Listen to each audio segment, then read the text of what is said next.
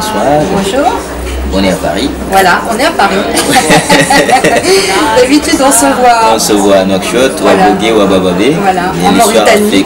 Voilà. Aujourd'hui, on est là. Voilà. Alors, vous venez de finaliser votre film. C'est un film que vous avez tourné en Mauritanie. D'abord, présentez-vous un peu pour que les gens puissent comprendre qui est Françoise. Voilà, alors. Depuis à peu près l'an 2000, j'ai partagé ma vie entre la France et la Mauritanie, dans l'idée à la fois de m'immerger dans d'autres cultures pour avoir un autre point de vue sur la vie. Ça m'intéresse. Et en tant que créative, ça me nourrit de me nourrir de la culture des autres. Voilà. Et à partir de là, j'ai rencontré d'autres artistes. J'ai aussi fait beaucoup d'ateliers avec les enfants, avec des ados pour former justement des jeunes à l'image, puisque c'est un pays plutôt oral. Donc c'est difficile de s'immerger pour les cultures mauritaniennes dans l'image. C'est assez nouveau. Voilà, il y a certains jeunes que j'ai suivis depuis 10 ans, il y en a à qui ça a donné un travail, il y en a qui sont devenus maquettistes, photographes, il y en a qui ont envie d'être réalisateurs, parce que j'ai fait quelques ateliers de cinéma aussi. Et en côtoyant ces artistes, ça m'a redonné l'envie, parce que j'avais arrêté pendant longtemps de faire du documentaire, et ça m'a redonné envie de faire du documentaire pour pouvoir donner une visibilité à ces artistes mauritaniens dont on parle très peu. On parle toujours du mauvais côté de la Mauritanie, en général, quand on en parle. Donc j'ai pris le point de vue de montrer ce qu'il y a de positif dans cette culture au niveau créatif. Voilà. Juste au niveau créatif, vous avez déjà fait un film, c'était La Fleur du Chagrin. Fleur du Chagrin. Voilà, et qui est un très beau film, très poétique, qui est très souvent, on voit très souvent une touche poétique dans vos œuvres. D'où vous vient l'idée de cette façon de créer? Vous avez toujours une façon de décrire, de réaliser qui est un peu poétique. Pourquoi est-ce que ce choix? À la base, je suis plasticienne. Donc j'ai fait beaucoup de peinture et beaucoup de photos.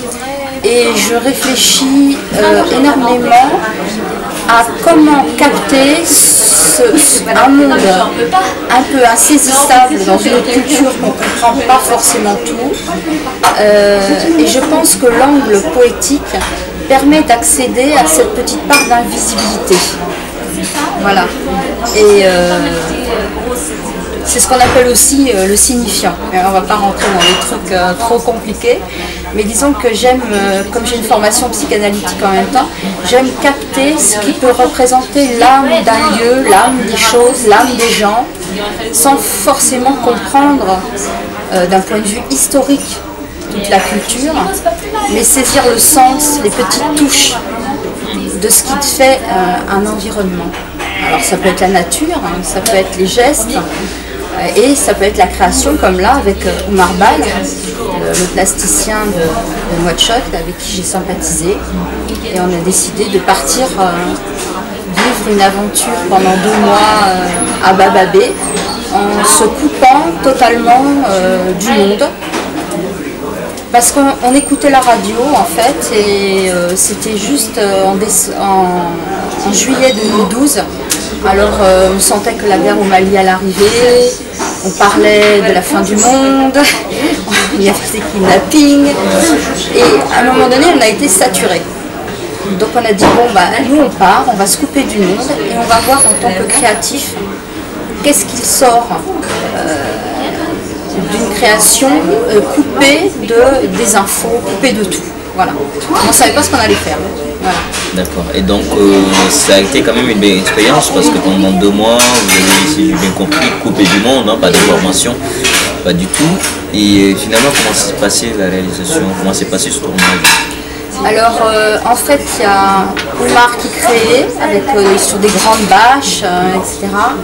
Donc j'étais au cœur de la création d'Oumar et d'être au cœur de cette création a donné le fil conducteur du film qui est en fait un film sur l'acte créateur, mais la création aussi de la vie sur Terre, la création de l'homme. Et à partir de tous ces éléments de création, on a fait, j'espère, quelque chose de créatif dans un moment de paix, de bonheur.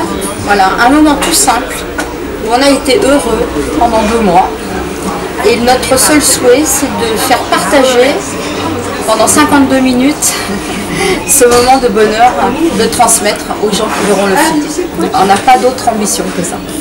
Aujourd'hui, vous avez quand même, vous êtes quand même l'une des rares artistes françaises ou européennes à avoir vécu vraiment, si je peux dire, d'une manière très significative en Mauritanie, parce qu'à un moment, votre vie était partagée entre la Mauritanie et la France. Vous connaissez aussi le milieu artistique.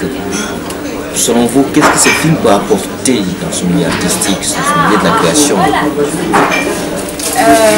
Bon, alors déjà, ça peut permettre une visibilité plus internationale pour un artiste italien, pour Oumar. On va découvrir sa peinture. Et puis j'espère qu'à partir de là, déjà lui, ça va peut-être l'aider à ce qu'il ait des contacts avec des galeristes. Voilà, ça va peut-être engendrer un mouvement. Et peut-être qu'on va réaliser qu'il y a des vrais talents en Afrique et qu'on va peut-être apporter de l'aide ou des formateurs qui vont peut-être pouvoir venir. Voilà, c'est pour que ça fasse une sorte de boule de neige, pour que peut-être des structures plus officielles puissent se mettre en place. Parce que c'est aussi dire, voilà, il y a un potentiel, il y a du talent, mais il n'y a rien, il n'y a pas de matériel, il n'y a pas de formateur. Il faut faire quelque chose de tous ces talents. Ça ne peut pas rester évanescent comme ça et lettre morte. Il faut que ça vive, il faut que ça s'exprime et que ce soit visible. Exactement. Voilà. Bah, écoute, merci.